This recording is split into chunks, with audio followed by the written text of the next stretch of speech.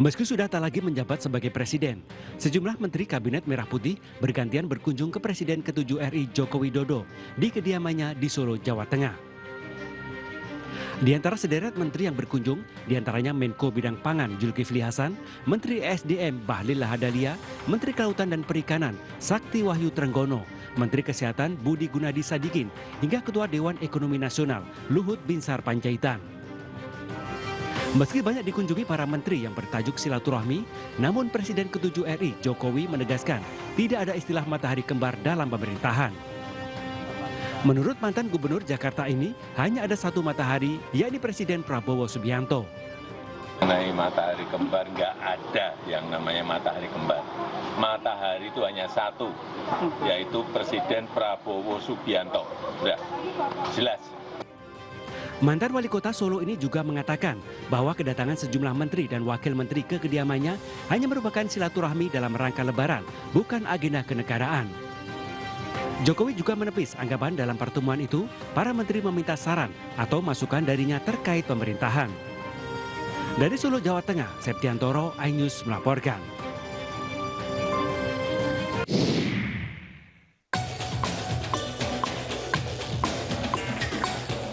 Detik-detik kecelakaan beruntun terekam CCTV. Awalnya seorang emak-emak mengendarai motor dengan kecepatan sedang di jalan. Namun tiba-tiba kucing melintas, emak-emak pun menurunkan kecepatan kendaraannya dan berhenti. Tanpa disadari, 3 motor di belakangnya tidak dapat mengendalikan kendaraan hingga tabrakan beruntun pun tidak dapat dihindari.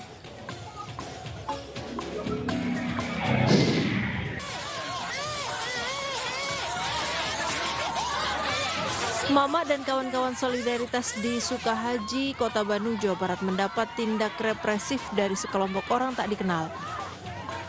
Awalnya, Mama dan kawan-kawan solidaritas menanyakan aktivitas sejumlah orang tak dikenal di area lahan yang berkonflik. Kericuhan pun tidak dapat dihindari, sejumlah orang yang tak dikenal itu mulai membentak dan mengancam warga, bahkan terjadi pemukulan terhadap emak-emak.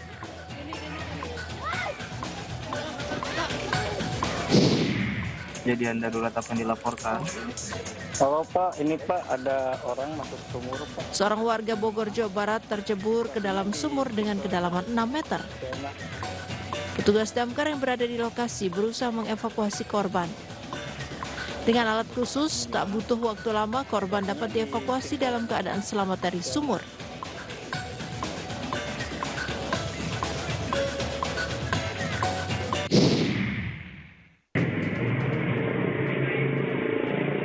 Pencurian sepeda motor di sebuah tempat permainan biliar di kawasan Sukasari, Batu Tulis, Bogor, Jawa Barat terekam CCTV. Dari rekaman kamera pengawas, lokasi dalam keadaan sepi dan tidak ada petugas parkir yang berjaga. Kondisi ini membuat pencuri dengan leluasa membobol kunci kontak dan membawa kabur motor curiannya. Hendaknya kejadian ini menjadi pembelajaran agar lebih waspada untuk memilih tempat parkir yang aman serta memiliki pengawasan.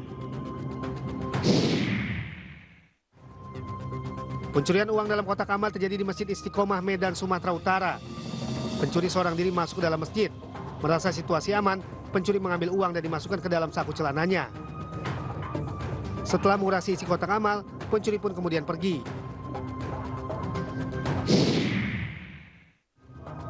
Pencurian terekam CCTV di sebuah toko di Kampung Ono Harjo, Kecamatan Terbangi, Besar, Lampung Tengah. Terlihat dalam rekaman kamera pengawas, 2 pelaku dalam melancarkan aksinya sepertinya tahu keberadaan CCTV. Agar tidak diketahui wajahnya, kedua pencuri ini menggunakan penutup muka dengan menggunakan kardus bekas dan plastik. Pencuri membawa kabur uang, beras, dan sejumlah rokok dari pemilik toko.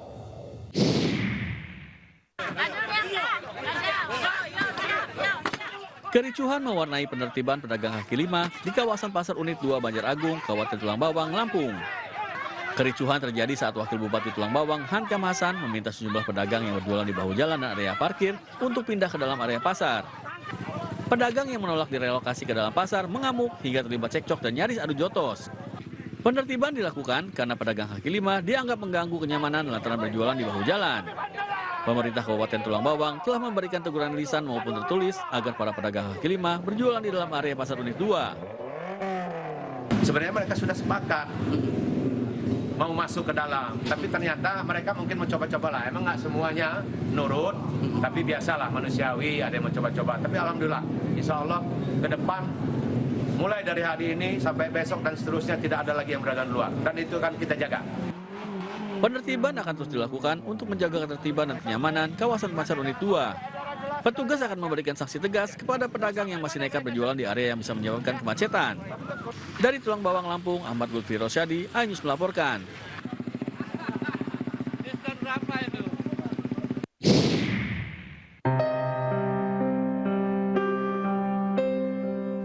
Pemimpin umat Katolik sekaligus Kepala Negara Vatikan Paus Fransiskus meninggal dunia di Vatikan, Roma pada pukul 7:35 Senin pagi waktu setempat.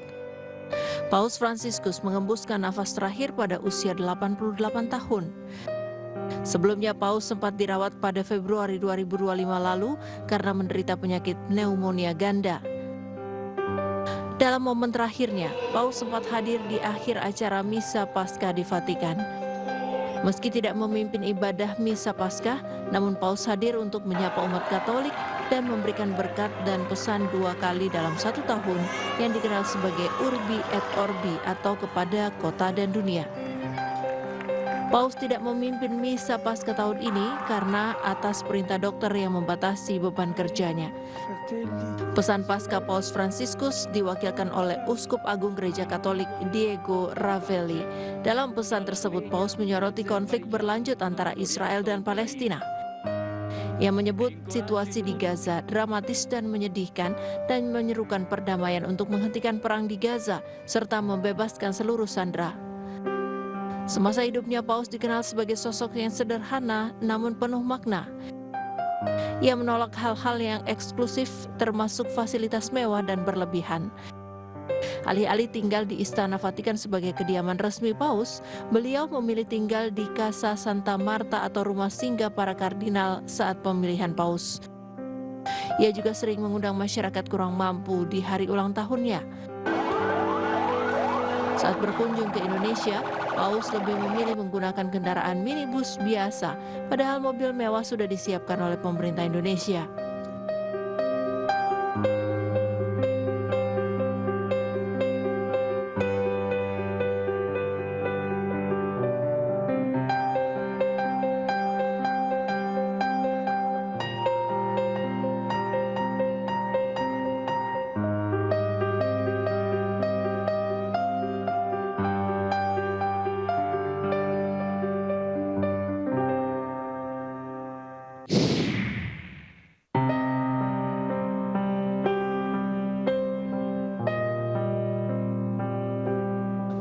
Gereja Katedral Jakarta menyampaikan rasa duka cita atas wafatnya Paus Fransiskus pada Senin sore. Rasa duka ini disampaikan langsung Uskup Agung Ignatius Suharyo di Gereja Katedral Jakarta. Uskup Agung Ignatius Suharyo mengenang sosok Paus Fransiskus sebagai seorang yang sangat sederhana. Selain itu, Uskup Agung Ignatius Suharyo juga mengenang pertemuan terakhirnya di Jakarta saat Paus Fransiskus melakukan lawatannya ke Indonesia. Informasi yang disampaikan oleh Duta Besar Vatikan untuk Indonesia adalah masa berkabung di Vatikan itu 9 hari. Jadi 9 hari sejak hari ini baru akan dilaksanakan pemakaman. Sementara itu pemilihan Paus yang baru itu mesti dilaksanakan 15 hari sesudah Paus meninggal. Sementara Konferensi Wali Gereja Indonesia KWI menyebut Paus Fransiskus dikenal sebagai pemimpin yang sederhana dan peduli terhadap kemiskinan, lingkungan, serta kaum disabilitas. Dan saya kira bangsa Indonesia yang pernah dikunjungi oleh Paus Fransiskus pada tanggal 3 sampai 6 September yang lalu sungguh ikut berduka cita. Bismillahirrahmanirrahim. Assalamualaikum warahmatullahi wabarakatuh. Presiden Republik Indonesia Prabowo Subianto menyampaikan rasa bela sungkawa atas wafatnya Paus Fransiskus. Prabowo mengatakan dunia kehilangan sosok panutan dalam upaya-upaya mendorong perdamaian, kemanusiaan, serta persaudaraan. Pesan kesederhanaan, pluralisme, keberpihakan kepada orang miskin, dan kepedulian Sri Paus terhadap sesama akan selalu menjadi teladan bagi kita semua. Selamat jalan Sri Paus. Pesanmu untuk menjaga kemanusiaan dan perdamaian akan selalu membekas di hati kita.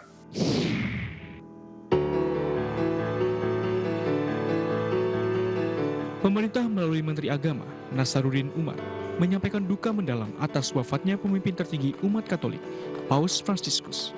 Menak sampaikan jasa dan persahabatan Paus kepada Indonesia tak akan terlupakan. Saya Nasaruddin Umar, Menteri Agama Republik Indonesia, juga Imam Besar Masjid Istiqlal Jakarta, mengucapkan duka yang sedalam-dalamnya atas wafatnya Yang Mulia Paus Fransiskus.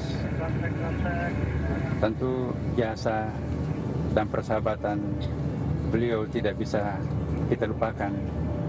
Baru saja telah mengunjungi Indonesia, termasuk mengunjungi Masjid Istiqlal dan memberikan pernyataan bersama yang sangat mengglobal. Baru saja dipanggil oleh Tuhan Yang Maha Kuasa. Tentu doa kita semoga Yang Mulia mendapatkan tempat yang layak di sisinya sesuai dengan kebajikan yang telah dilakukannya. Dan bagi umat Katolik yang telah ditinggalkan oleh Paus Fransiskus, tentu kita ikut bersama-sama mengerti dan mohon kesabaran menghadapi cobaan ini.